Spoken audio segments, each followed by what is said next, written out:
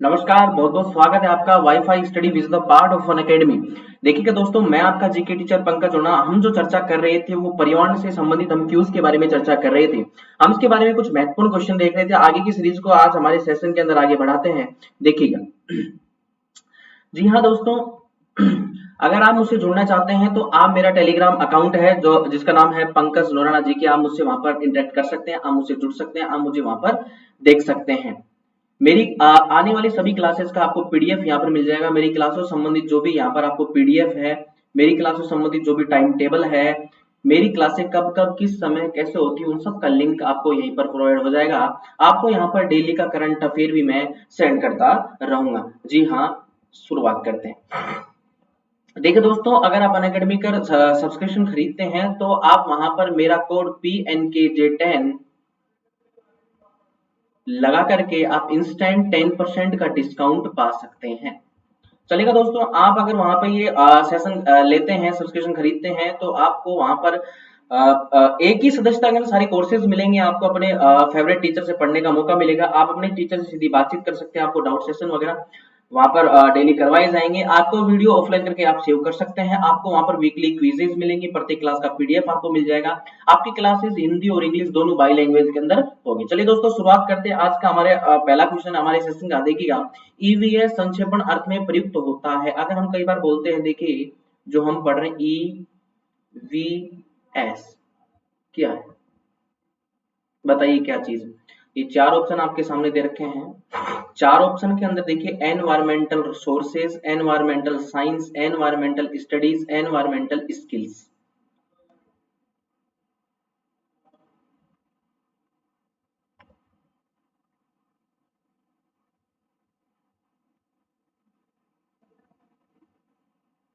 इसका मतलब है एनवायरमेंटल स्टडीज, पर्यावरण शिक्षा। क्या करेंगे? पर्यावरण शिक्षा। क्लियर? तो हम कह सकते हैं कि इसका जो आंसर है वो होगा एनवायरमेंटल स्टडीज। क्लियर दोस्तों? आगे चलते हैं। अगला हमारा क्वेश्चन है, देखिए, एस्किमो अपना घर इग्लू का निर्माण बर्फ से करते हैं, इसका क्या कारण है?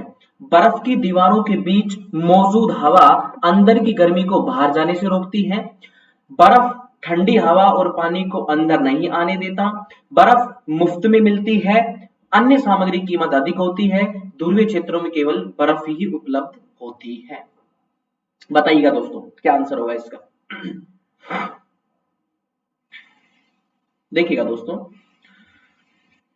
जो ध्रुवीय क्षेत्र है वहां पर सर्वाधिक रूप से बर्फ पड़ती है। क्या पड़ती है? बर्फ पड़ती है। अगर जैसे हम बात कर लें यहीं पे आपका आर्कटिक महासागर का क्षेत्र और अटलांटिक महाद्वीप की अगर मैं बात करूं, यहाँ पे सर्वाधिक बर्फ पड़ती है। और एस्किमो जो जनजाति है वो भी अफ्रीकन क्षेत्रों के अंदर अगर बात कर ली जाए, या अटलांटिक क्षेत्रों की बात कर ली जाए, या ध्रुवीय क्षेत्रों की हम बात कर ले, वहां पर मिलती है एस्किमो जनजाति। ये एस्किमो जो जनजाति होती है, देखिएगा दोस्तों, मैं चित्र के सामने आपके माध्यम से बता रहा हूँ। ये जो अपना इग्लू है, ये घर है, ये कुछ बर्फ का इस प्रकार से कुछ ईंट नुमा करके ये बनाते हैं। देखिएगा, कुछ इस प्रकार से ये बनाते रहते हैं।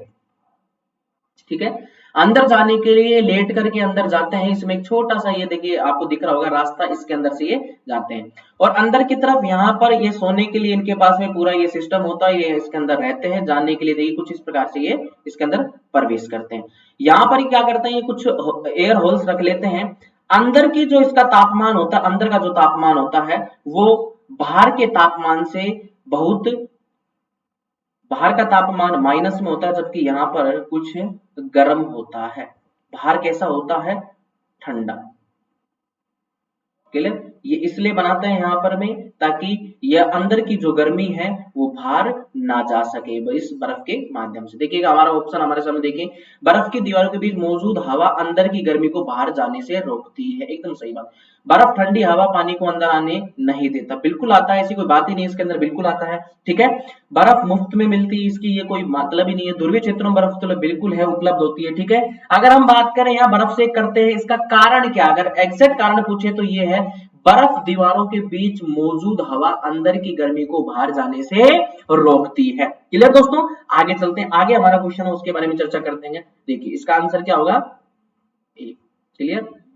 चलिए जितना आप समझ ही गए, ठीक है। ये एस्किमो लोग होते हैं कुछ इस प्रकार से, मेरा जो घर होता है वो कुछ इस प्रकार से बनाते हैं। सोने का जो सिस्टम होता है उनका इधर होता है, अंदर की गर्मी ये बाहर नहीं जा पाती है। देखिए निम्न में से कौन सी विशेषता बरगद के पेड़ की जड़ों की नहीं है? इसमें जमीन के भीतर जड़ें होती हैं, जड़ें शाखाओं से नीचे लटकती हैं, जड़ें भोजन का भंडारण करती हैं, जड़ें खंभों की तरह पेड़ को सहायता प्रदान करती है। चार ऑप्शन आपके सामने दे रखे हैं। पूछ रहा है कि नहीं, देखिए इसमें पहले तो हम बोलेंगे कौन कौन सी है बात। इसमें जड़ें जमीन के भीतर जड़ें होती है, बिल्कुल सही है। इसमें जमीन के भीतर जड़ें होती हैं, जड़ें शाखाओं के नीचे लटकती हैं, जड़ें भोजन भंडारण करती हैं, जड़ें खंभों की तरह पेड़ की सहायता प्रदान करती है। देखिए चित्र में देखिए आप सामने, देखिए कुछ इस प्रकार से पड़ी, काफी साल पुराना पेड़, लगभग हम बात करें 300-400 साल पुराना पेड़ है, काफी देखिए विशाल होता है, बिल्कुल बड़ा। अब ये देखेंगे तो ये गिर सकता है, लेकिन जड़ें इसको एकदम खंबे की तरह खड़े एकदम इसको सीधा रखती हैं, सपोर्ट देके रखती है, मतलब ये मान के चलिए आप, ठीक है। इसकी तो जड़ें होती है बिल्कुल गहराई तक, कैसे जाती हैं? गहराई तक, क्लियर, गहराई तक जाती हैं। अगले ऑप्शन में क्या थी, ठीक है, हम खंभों की बात कर ली, नीचे लटकती रहती है, नीचे लटक रही है, भीतर जड़ें, जड़ें भोजन का भंडारण करती है। नहीं साहब, ये जड़ें कोई भोजन का भंडारण नहीं करती है, जबकि इसका ये ऑप्शन है कि बाद इसकी नहीं की बात करें तो जड़ें भोजन का भंडारण करती है, ये आएगा इसमें। क्योंकि क्या पूछ रहा है, कौन सी विशेषता बरगद के पेड़ की जड़ों की नहीं है, तो कौन सी विशेषता नहीं है कि ये भंडारण नहीं करती है, तो इसका आंसर क्या होगा? जड़ें भोजन का भंडारण। बाकी ये सारे के सारे ऑप्शन आपके क्लियर होंगे। क्लियर, ऑप्शन में अगर बात कर रहा है भाषा को देख रहे हैं नहीं, तो इसका आंसर क्या होगा? जड़ें भोजन का भंडारण नहीं करती। क्लियर, आगे चलते हैं। देखिए कुछ इस प्रकार से होता है, ये पेड़ कितना बड़ा है, देखिए दिख रहा है आपको, काफी विशाल पेड़ है, ठीक है। लोग भी बिल्कुल यहाँ पे देखिए छोटे छोटे दिखाई दे रहे हैं, यहाँ गाड़ियां वगैरह खड़ी है, ठीक है। और पेड़ ये जो जड़े इसको बिल्कुल खंबे के आगे एकदम देखिए किस प्रकार से बिल्कुल एकदम शानदार तरीके इसको सपोर्ट कर रखा है, देखिए कर रखा है, ये जड़े है इसकी लटकने वाली। क्लियर, आगे चल। देखिए मिजोरम में की जाने वाली झूम खेती के विषय में निम्न कथनों का अध्ययन कीजिए। एक फसल को काटने के पश्चात भूमि को कुछ वर्षों तक खुला छोड़ देते हैं, एकदम सही बात। इस भूमि पर उगने वाले बांस खरपतवार को काटकर जला दिया जाता है, एकदम सही बात। बीज बोने से पहले गहरी जुताई की जाती है, नहीं। सब ये अपना क्वेश्चन रिपीट हो चुका है, हमने पहले पढ़ा है। एक ही खेत के अंदर 3-4 भिन्न भिन्न प्रकार की फसलें उगाई जाती हैं, ठीक है, बिल्कुल सही बात। ऑप्शन 1, 2 और 4 आ रहा है, तो देखिए इसके अंदर कौन कौन सा है? ए, बी, डी आ रहा है क्या? इसको हम ए बोल सकते हैं, बी, सी और डी। सी नहीं आ रहा, ठीक है, तो ए, बी, डी, तो आंसर क्या हो जाएगा? देखिए झूम खेती की बात करें, देखिए दोस्तों कुछ इस प्रकार से, ये जंगल था, इसको इन्होंने क्या किया? पूरी तरह से जला दिया। जला कर देखिए यहाँ पर ये राख हो गई, ये खाद का काम करेगी, ठीक है, नेचुरल खाद का काम कर रही है। ये लोग देखिए किस प्रकार से इसको जो कचरा इसको हटा करके और यहाँ पे खेती करेंगे। इस प्रकार की खेती कहते हैं झूम खेती। कैसे कहते हैं? जूमिंग भी कह सकते हैं हम, जूमिंग, क्या कह सकते हैं? जूमिंग। क्लियर दोस्तों, आगे चलते हैं। देखिए मिजोरम कहाँ की जाती है? मिजोरम, क्लियर, आगे चलते। देखिए कोई किसान उर्वरकों और कीटनाशकों का अधिक उपयोग करके अपने खेतों में बार बार धान की फसल उगा रहा है, तो ऐसा करने से उसके खेतों की मृदा, आपके सामने 4 ऑप्शन दे रखे, देखिए जुताई के लिए उपयुक्त बन जाएगी, केवल धान की फसलों के लिए उपयोगी रहेगी, बंजर हो जाएगी, अन्य फसलों के लिए उपजाऊ बन जाएगी। तो बताइए क्या आंसर होगा इसका? देखिए एक ही खेत के अंदर अगर बार बार हम किसी फसल को उगाएंगे, तो बताइए अगर उसको बार बार हम उगाएंगे तो उसकी उर्वरक क्षमता क्या हो जाती है? कम हो जाती है। बोलो हो जाएगी कि नहीं हो जाएगी? तो खेत के अंदर फसल होगी नहीं, जुताई के लिए उपयुक्त बन जाएगी। भाई उर्वरक कीटनाशक का प्रयोग करेंगे, जुताई के लिए उपयोग होगी, सही बात है। केवल धान की फसलों के लिए क्या रहेगी? उपयोगी रहेगी, बिल्कुल सही बात है। फसल बंजर हो जाएगी, अधिक उपयोग करके खेतों में बार बार धान, ऐसा करने से खेतों की मृदा अन्य फसलों के लिए उपजाऊ बन जाएगी, ये भी बात ठीक है, लेकिन बंजर हो जाएगी। इसका आंसर क्या होगा? कि भाई जाहिर सी बात अगर बार बार इसके अंदर ये उगाएंगे तो ये हो जाएगी, बंजर हो जाएगी, ठीक है। तो इसलिए कहते हैं एक ही फसल को हम निरंतर नहीं उगा सकते। क्लियर, आगे चलते हैं। आगे देखिए अगला क्वेश्चन है, रेगिस्तानी ओक के बारे में निम्न कथनों का अध्ययन कीजिए। 4 ऑप्शन आपके अंदर रखे, देखिए रेगिस्तानी ओक एक वृक्ष है जिसकी ऊंचाई हमारी कक्षा के कमरे के लगभग बराबर अर्थात 4 मीटर होती, ठीक है। 4 मीटर की बात करें तो लगभग ये मान लीजिए ये लगभग 12-13 फुट के लगभग ना। इस वृक्ष की जड़ें नीचे वृक्ष की ऊंचाई की लगभग 30 गुना गहराई तक होती है। मान लीजिए कोई अगर पेड़ कुछ इस प्रकार से है तो इसकी जो जड़ें होंगी वो इससे भी 30 गुना अंदर, ठीक है, इसको 30 कर लीजिए, इतना जमीन के अंदर होंगी जब तक कि पानी न पहुंच जाए। क्लियर। इस वृक्ष के तने में पानी एकत्रित होता है। यह वृक्ष आबू धाबी में पाया जाता है, ठीक है। पहले तो देखो मैं आपको ये वृक्ष दिखा देता हूं, देखिए, और फिर क्लियर करते हैं। देखिए कुछ इस प्रकार से ये बड़ा होता है, जितना ये बाहर दिख रहा है उसकी जड़ें इतनी क्या है, ये गहरी है दोस्तों, ठीक है। उसकी ये जड़ें हैं उतनी क्या है, गहरी, अंदर तक लगभग 30 गुना, जितना ही बाहर दिख रहा है, ठीक है। ये छोटे छोटे छिद्र दिख रहे हैं, इससे देखिए आपको दिख रहा होगा गीलापन कुछ, इससे क्या होता है, इसके तने के अंदर क्या भर जाता है, इसके तने में क्या भर जाता है, पानी भर जाता है। क्लियर। काफी ये ऊंचा होता है। ऑप्शन देखिएगा, रेगिस्तानी हो के वृक्ष जिसकी ऊंचाई, बिल्कुल सही बात है। वृक्ष की जड़ें, बिल्कुल ये सही बात है। इस वृक्ष के तने में पानी एकत्रित, एकदम सही बात है। ये वृक्ष आबू धाबी में नहीं साहब। अगर इस वृक्ष की बात करें तो ये रेगिस्तानी है दोस्तों, ये पाया जाता है, सॉरी, ये पाया जाता है ऑस्ट्रेलिया में। कहा? ऑस्ट्रेलिया। क्यों? और इसका जो वैज्ञानिक नाम है, वैज्ञानिक नाम किसका, इस ओक का, ये है क्वेरीज। वैज्ञानिक नाम क्या है, क्वेरीज। के लिए ऑस्ट्रेलिया के जंगलों के अंदर पाया जाता है। ये एक रेगिस्तानी टाइप का, ठीक है। ऑस्ट्रेलिया के अंदर भी रेगिस्तान है ना, तो वहां पर ही क्या पाया, वैज्ञानिक नाम क्या है, क्वेरीज। क्लियर। ओक की बात कर रहे हो, ठीक है। इसके तने में पानी वगैरह भर जाता है। क्लियर। नीचे दी गई सभी जानवरों में निम्नलिखित में से कौन सी विशेषता पाई जाती है। क्लियर। आपको 4 जानवर दे रखे हैं, छिपकली, गौरैया, कछुआ व सांप, ठीक है। वे जहरीले होते हैं। देखिए जहरीले कौन कौन से, गौरैया जहरीले होती है क्या, कछुआ जहरीला होता है क्या, नहीं साहब। वे अंडे देते हैं, बिल्कुल साहब। छिपकली अंडे देती है, चलो इसको देखते हैं। वे भूमि व जल दोनों में रह सकते हैं, ठीक है। भूमि व जल, गौरैया भूमि व जल, ये तो बात ही, चिड़िया कैसे रहेगी जल के अंदर, नहीं साहब। छिपकली नहीं कैसे रहेगी, कछुआ रह सकता है, सांप रह सकता है। उनके शरीर सल्क से ढके होते हैं। गौरैया का सल्क से तो ना ढका होता है, बोल ढका होता है क्या, नहीं साहब। सांप का नहीं साहब, सल्क, हम कछुए के बारे में बोल सकते हैं, खोल होता है, ये सल्क बोल सकते हैं। क्लियर।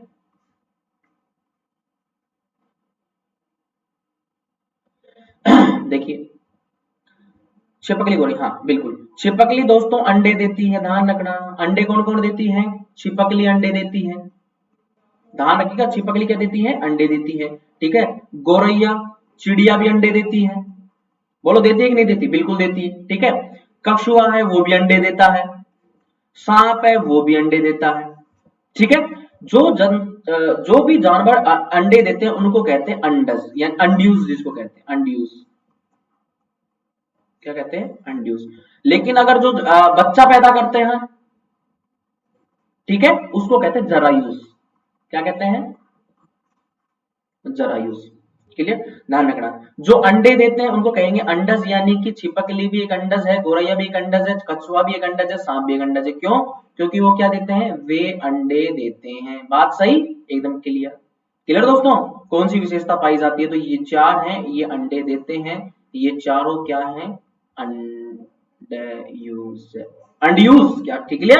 आगे चलिए देखिए, इस पौधे में पत्तियां हैं जिन्हें सब्जी की तरह प्रयोग में लाया जाता है, इनके बीजों से प्राप्त किया जाता है। यह पौधा है नारियल, पालक, बंद गोभी, सरसों। देखिए देखिए नारियल पौधे के पत्ते, सब्जी इसका उपयोग करते नहीं साहब।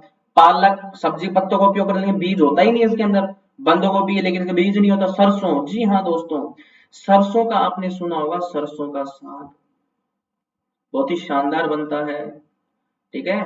अगर उत्तर भारत क्षेत्र की बात करें तो इसके अंदर मक्के की रोटी के साथ में खाया जाता है, ठीक है, जो पंजाबी लोग बोलते हैं ना वो वाला। और सरसों के बीज होते हैं, ठीक है, उस बीजों से हम क्या निकालते हैं, तेल, कुछ इस प्रकार से। ये सरसों, ठीक है, बोलो इसके, ये सरसों का साग बनाते हैं कि नहीं बनाते। और इससे इस प्रकार से इसके अंदर ये पुष्प लगते हैं, और इन पुष्प से कुछ इस प्रकार से, इन फूलों से, इन पुष्प से कुछ इस प्रकार से निकलते हैं सरसों के बीज, ठीक है। इन सरसों के बीज से निकाला जाता है ऑयल। क्या निकाला जाता है, ऑयल, ठीक है। तो ये आंसर क्या होगा इसका, हमारा सरसों। क्लियर दोस्तों। आगे चलते हैं। देखिए कुछ पक्षी हमारी तुलना में 4 गुनी दूरी से अधिक देख सकते हैं। कल भी एक बार ये आया था, कोई पक्षी आकाश में से उड़ता रहता है उसको दिखता है कि नीचे कोई उसका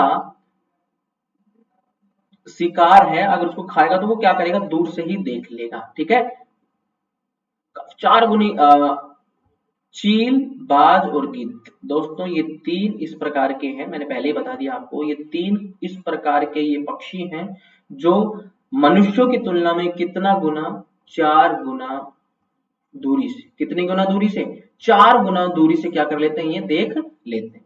आगे बात समझ में, कौन, चील, बाज और गिद्ध। ध्यान रखना इस चीज के बारे में। क्लियर, आगे चलते हैं। ठीक है, देखिए कोई पक्षी पेड़ की ऊंची, ठीक है, ऊंची डाल पर घोंसला बनाता है, यह पक्षी हो सकता है कालचिड़ी, शक्करखोरा, कौवा, फाख्ता, नक्की। कोई भी पेड़ है, पेड़ के ऊपर सबसे, अगर पेड़ की बात करें, पेड़ के ऊपर सबसे ऊपर की तरफ अगर उसने घोंसला बना रखा है, किसी पेड़ के ऊपर सबसे ऊपर की तरफ घोंसला बना रखा है, तो वो सिर्फ इन अगर ऑप्शन आ जाए कालचिड़ी, शक्करखोरा, गोवा या फाख्ता, इनके अंदर से अगर बात करें तो एक ही सिर्फ और सिर्फ इसमें एक होगा पक्षी। ठीक है, देखिए आपको चित्र के अनुसार बता दूं, देखिए आपको दिख रहा है कौवा। कौवा देखिए, एक कोई भी पेड़ है, देखिए ऊपर के ऊपर के डाल के ऊपर सबसे पहले समझ, कहीं भी आपको कोई भी घोंसला सबसे ऊपर दिख जाए तो ऑटोमेटिकली समझ जाना वो घोंसला किसका है, कौवे का। किसका है, कौवे का। देखिए अगले चित्र में देखिए, देखिए ऊपर ही ऊपर बना रखा है, किसका घोंसला है, कौवे का। तो कौवा अंडा यहाँ पर देता है। आगे बात समझ में, ठीक है, आगे चलिए।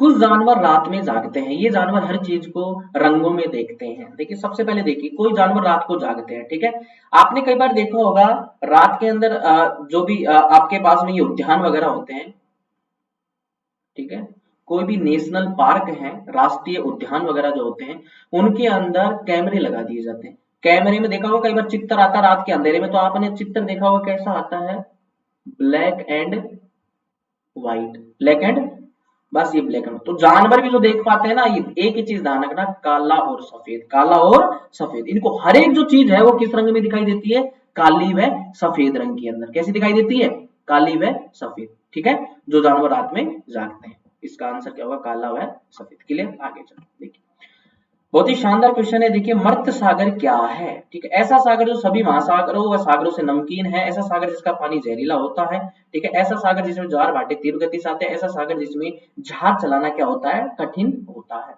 बिल्कुल पहला आंसर देखिए, ऐसा महासागर जो सभी महासागरों से क्या है, नमकीन है, सभी सागरों से क्या है, नमकीन, अत्यंत खारा। ठीक है, हम क्यों बोलते हैं इसको, देखिए अगर हम बात करें भूमध्य सागर क्षेत्र की बात करें, वहां पर ये आगे मैं अभी चित्र में बता देता हूँ। मृत सागर देखिए कुछ इस प्रकार से, ठीक है, ये दिख रहा है आपको मेडिटेरियन सी, ठीक है, यहाँ पर देश दिख रहा है आपको जॉर्डन, यहाँ पर देश दिख रहा है आपको सीरिया, ये वाला जो देश दिख रहा है वो आपको कौन सा दिख रहा है, देखिए इजराइल। कौन सा दिख रहा है, इजराइल। इजराइल के पास में एक सागर दिख रहा है आपको, मृत सागर दिख रहा है क्या आपको, ठीक है, बस इसी की बात कर रहा हूँ। ठीक है, इसके नीचे मिस्र है, क्लियर, इसके इधर ये पूरा क्षेत्र है। और ये लोग कुछ इस प्रकार से देखिए, यहाँ पर इसका जो तल है सभी समुद्र तलों से क्या है, निम्न है, नीचे की तरफ। ठीक है, इसलिए इसको मृत सागर कहते हैं। इसमें कोई भी व्यक्ति डूब नहीं पाता। अरे पानी कम रहेगा तो व्यक्ति कैसे डूबेगा, मुझे बताओ आप।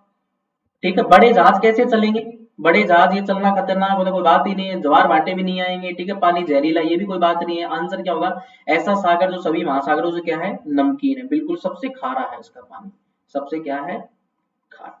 क्लियर, आगे चलते हैं। ठीक है, ये बिल्कुल ये बात कर लें 400 मीटर नीचे है, देखिएगा इस प्रकार से कुछ, ये मैं यहाँ लिख देता हूँ। देखिए ये समुद्र तल से लगभग 400 मीटर क्या है, नीचे, इसको कह सकते हैं सबसे निचला बिंदु, सबसे निचला बिंदु भी हम इसे कह सकते हैं। ठीक है, इसके अंदर कोई भी मछली भी, हाँ एक चीज और मैं भूल गया था, कोई भी मछली भी क्या नहीं रहती है, जीवित नहीं रह पाती। कोई भी मछली भी क्या नहीं रहती है, जीवित नहीं रह पाती। क्यों, क्योंकि इसका जो घनत्व है वो सबसे सर्वाधिक है, इसलिए मछली यहाँ पर जीवित नहीं रहती है। इसके अंदर प्रचुर मात्रा में खनिज लवण पाए जाते हैं, क्या पाए जाते हैं, खनिज लवण पाए जाते हैं। ठीक है, और सभी जलों की तुलना। आगे चलते देखिए, रात में जागने वाले जानवर हर चीज को, बिल्कुल ये रिपीट हो चुका हमारे सामने, काली व सफेद। ठीक है, इसका आंसर होगा काली व सफेद। क्लियर, आगे चलते। ठीक है, पंखुड़ियों के अंदर फूलों के बीच कुछ पतली जैसी रचनाएं होती हैं, दिखाई देती है, उन्हें क्या कहते हैं, परागकोश, वर्तिकाग्र, पराग और मूलांकर। क्लियर, ध्यान दीजिए आपके सामने 4 ऑप्शन है, उसके बारे में मैं क्लियर कर देता हूँ। पहले तो देखिए, मैं जो पहले एक बार हम फूल के बारे में क्लियर, ये फूल है हमारे सामने, देखिए ये फूल है, कुछ इस प्रकार से होता है। इसके अंदर ये यहाँ पे इसका ये तना होता है, क्या होता है ये ठीक है। तने के यहाँ पर कुछ दल होते हैं जिन्हें कहते हैं बाह्य दल, क्या कहते हैं बाह्य दल। इन पर ये इस प्रकार से बड़ी बड़ी पत्तियां होती है जिन्हें कहते हैं दल पंखुड़ी, क्या कहते हैं दल पंखुड़ी, क्लियर। ठीक बीचों बीच एक यहाँ पर एक, यहाँ पर ठीक बीचों बीच एक होती है अंडकोशिका, ठीक है, वहां पर बीजांड होते हैं कि वहां से ये फूल का क्या होता है निर्माण। अगर ये बात करें कुछ इस प्रकार से जो बीचों बीच होती है, इसको कहते हैं वर्तिकाग्र, क्या कहते हैं सॉरी वर्तिका, क्या कहते हैं वर्तिका। जो फूल के बीच में होती है क्या कहलाती है वर्तिका, क्या कहलाती है वर्तिका, ठीक है। और उसके ऊपर का जो क्षेत्र होता है वो क्या कहलाता है वर्तिकाग्र, क्या कहलाता है वर्तिकाग्र, ठीक है। ये वाला अंडाशय, ठीक है, वर्तिका और ये वर्तिकाग्र, ये पूरा का पूरा कहलाता है स्त्री केसर क्षेत्र, क्या कहलाता है स्त्री केसर। वर्तिकाग्र के ऊपर कुछ छोटे छोटे डॉट होते हैं, ठीक है, यहाँ पर कुछ छोटी छोटी चीजें पाई जाती हैं, देखिए कुछ इस प्रकार से, ठीक है। इसका जो एक शर्करा युक्त लवण होता है ये, ठीक है, इसमें शर्करा पाई जाती है, शर्करा युक्त ये क्या होता है एक लवण होता है, ठीक है। पराग नली भी होती है नीचे की तरफ, जो पराग कणों को क्या करती है ऊपर की तरफ निषेचित करती है, ठीक है। यहीं से अगर बात करें इसका निर्माण फूल के अंदर होता है, फूल के अंदर किसका निर्माण होता है पराग का, ठीक है। पराग कोष होते हैं, ये जो कहलाते हैं ये कहलाते हैं तंतु, क्या कहलाते हैं तंतु, क्लियर। अब जाते हैं हमारे चित्र। पंखुड़ियों के अंदर फूल के बीच कुछ पतली जैसी रचनाएं दिखाई देती है, उन्हें क्या कहते हैं, ठीक है। पतली जैसी रचनाएं आपको दिख रही है बीच के अंदर, देखिए ये दिख रहा है क्या, पतली जैसी ये रचनाएं, ये क्या कहलाती हैं दोस्तों पराग, क्या कहलाती हैं पतली जैसी रचनाएं क्या कहलाती है। अगर बात करें इनको कहेंगे पराग, क्या कहेंगे पराग कहते हैं, ठीक है। मैंने बताया इसके अंदर क्या मौजूद होती है, शर्करा युक्त एक तरल होता है, ठीक है। अब कई बार क्या होता है आपने देखा होगा कोई भी मक्खी, जो मधुमक्खी बोल दे, तो मधुमक्खी भी आकर के ये बैठती है, और जो ये क्षेत्र होता है यहाँ पर, ये यहाँ पर आकर के मधुमक्खी बैठती है और इसको शर्करा युक्त ये जो पराग है इसको क्या करती है नली के माध्यम से ये अपने अंदर ले लेती है, और बाकी जाकर के फिर आगे किसका निर्माण करती है शहद का, ठीक है। तो हम ये चर्चा करें तो इसका आंसर होगा पराग, क्या आंसर होगा क्लियर। आगे आगे अगला क्वेश्चन देखिए हमारे सामने, पक्षी अपनी गर्दन बहुत हिलाते हैं, इसका कारण क्या है। कई बार देखा होगा हम तोते को बिल्कुल ही अपनी गर्दन कभी इधर कभी उधर कभी ऐसे हिलाता है।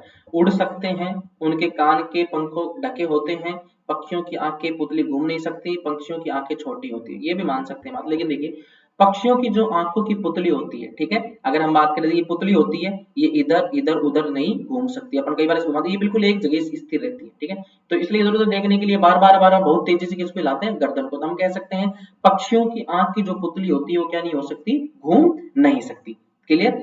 आगे चलिए देखिए, एक ही तरह की फसल बार बार उगाने से बहुत से रसायनों का उपयोग करने से मृदा, ये हमारा क्वेश्चन वापस रिपीट हो चुका, हम कह सकते हैं बंजर सॉरी क्या कह सकते हैं बंजर, ठीक है। किसी फसल के लिए उपयोगी, सिंचाई के लिए उपयोग उपजाऊ नहीं, सब बंजर हो जाती है, क्या बोलेंगे बंजर हो जाती है, क्लियर। आगे चलिए देखिए, तरुण भारत संघ नामक समूह संबंधित है, ठीक है। अगर मैं बात करूं देखिए, मैं आपको अभी लेकर के जा रहा हूं, देखिए ये दोस्तों ये एक प्रकार की एक अशासकीय संस्था है, कैसी संस्था है अशासकीय,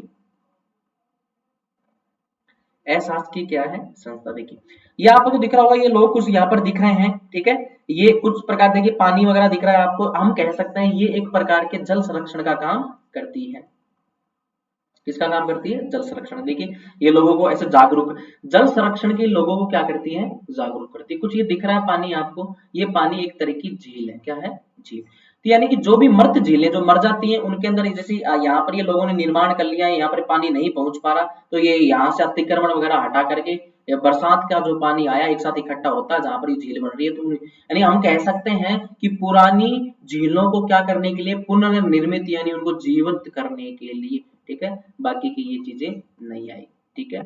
तो हम कह सकते हैं कि एक प्रकार की ये संस्था है, ठीक है, तो भारत, ठीक क्लियर। आगे चलते हैं देखिए, निम्नलिखित से पेट्रोल के सही अभिलक्षण को चुनिए, ठीक है। चार ऑप्शन आपके सामने दे रखे हैं, चार ऑप्शन देख लेना आप, ये है। उससे पहले मैं थोड़ी चीज समझा देता हूँ आपको। देखिए जो पेट्रोल जो निकलता है उसका जो कच्चा पदार्थ कहलाता है सबसे बड़ा कहलाता क्रूड ऑयल। देखिए कुछ इस प्रकार से होता है दोस्तों, ये बहुत ही ज्यादा बदबूदार होता है, काला होता है, गाढ़ा होता है। इनको कुछ इस प्रकार देखिए किस प्रकार से होता है, कुछ इस प्रकार से समुद्र के अंदर ये रिफाइनरी लगा करके इनको निकाला जाता है। बदबूदार होता है, गाढ़ा होता है, गहरे रंग का, काला होता है। बिल्कुल सही बात। अच्छी गंध का, पतला नीला नहीं साहब। बदबूदार पतला नहीं साहब। बिना गंध का गाढ़ा नहीं।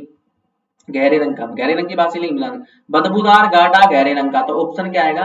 किसकी बात कर रहे हैं? पेट्रोलियम की। ठीक है, तो पेट्रोलियम को जो कच्चा निकलता है वो सबसे पहले देखिए पेट्रोलियम को किस प्रकार से, इसी से अलग अलग चीजें निकलती हैं। ठीक है, आपने सड़क बनाने के लिए देखा होगा डामर का उपयोग करते हैं, वो डामर भी इसी से निकल करके आता है। ठीक है, इसी से पेट्रोल डीजल वगैरह सारी चीजें निकल करके आती है। क्लियर? आगे चलते हैं। देखिए हमारा क्वेश्चन अगला, मधुबनी चित्रों को बनाने के लिए चित्रकारों द्वारा उपयोग किए जाने वाले रंग होते हैं।